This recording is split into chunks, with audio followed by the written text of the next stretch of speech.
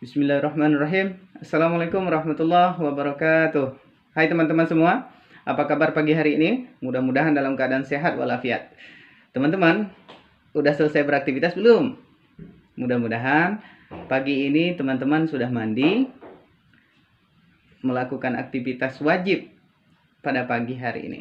Baik teman-teman, insya Allah beberapa menit ke depan kita akan belajar tentang sejarah atau tentang proklamasi kemerdekaan Indonesia. Teman-teman pasti tahu kan, kita merdeka itu atas perjuangan siapa? Teman-teman, pagi ini Pak Nazar akan menjelaskan sedikit mengenai proklamasi. Proklamasi adalah pengumuman atau pemberitahuan kepada seluruh rakyat Indonesia bahwa Indonesia sudah merdeka. Tapi yang paling penting adalah teman-teman bagaimana mengisi kemerdekaan ini dalam melihat backnya atau melihat di belakang proklamasi itu menjadi sejarah bangsa Indonesia yang sangat penting sekali. Jadi teman-teman harus tahu bagaimana kelanjutan kisah kita untuk menjalani sejarah ini, mengisi proklamasi ini dengan pendidikan, dengan pembelajaran, dengan pengetahuan yang luas agar tidak bisa ditindas oleh orang-orang yang tidak bertanggung jawab. Teman-teman, proklamasi mempunyai arti penting yang harus kita syukuri, yang harus kita jalankan, yang harus kita isi melalui kemerdekaan yang sekarang. Peristiwa bersejarah yang mengubah bangsa Indonesia mulai dari awal kemerdekaan ini sampai sekarang. Teman-teman, perlu teman-teman ketahui sejarah mempunyai arti penting yang harus teman-teman pelajari. Easy bukan? Nah teman-teman, untuk pembelajaran berikutnya, silakan simak video berikut ini.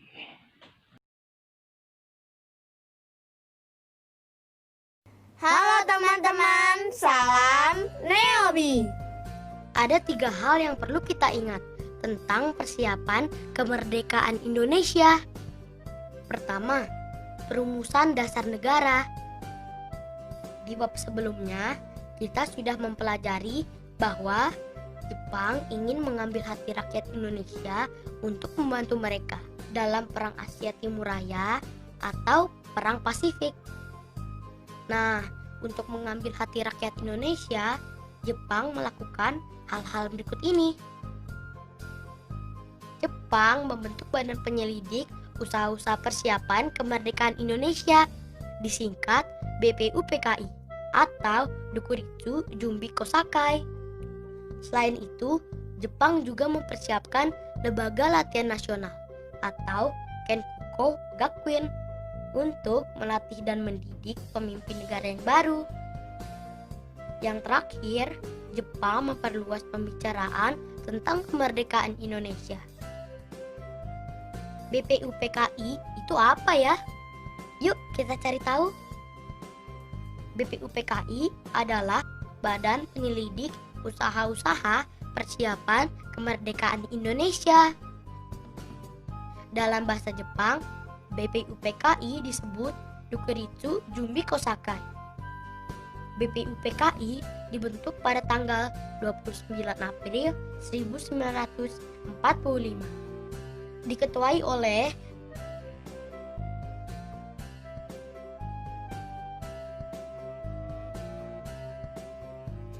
Sidang pertama BPUPKI diadakan pada tanggal 28 Mei 1945 hingga 1 Juni 1945.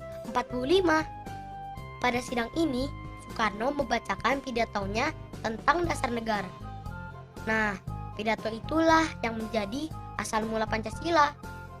Oleh karena itu, setiap tanggal 1 Juni diperingati sebagai hari lahirnya Pancasila.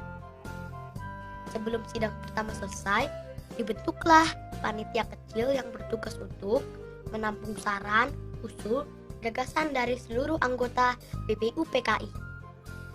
Panitia ini disebut Panitia 9, diketuai oleh Insinyur Soekarno, sedangkan anggotanya yaitu Dr. Andes Muhammad Hatta, Sutarjo Karto Hadikusumo, Kiai Haji Wahid Hashim, Ki Bagus Hadikusumo, Oto Iskandar Dinata, Muhammad Yamin, dan A.A. Maramis. Setelah sidang pertama selesai, ada pertemuan kecil yang diadakan pada tanggal 22 Juni 1945. Pertemuan ini diadakan oleh Panitia 9. Nah, pada pertemuan itu terbentuklah Jakarta Charter atau Piagam Jakarta yang isinya sebagai berikut. 1. Ketuhanan dengan kewajiban menjalankan syariat Islam bagi pemeluknya. 2. Dalam kurung menurut dasar kemanusiaan yang adil dan beradab. 3. Persatuan Indonesia. 4. Dalam kurung dan kerakyatan yang dipimpin oleh hikmat kebijaksanaan dalam pemusyawaratan perwakilan. 5. Dalam kurung serta dengan mewujudkan suatu keadilan sosial bagi seluruh rakyat Indonesia. Sidang kedua BPU PKI dilaksanakan pada tanggal 10-17 Juli 1945. Pada sidang ini terciptalah pernyataan kemerdekaan Indonesia, pembukaan Undang-Undang Dasar, dan batang tubuh Undang-Undang Dasar. Yang ketiga adalah PPKI. Wah, apalagi nih? Apa bedanya dengan BPU PKI? Yuk kita cari tahu.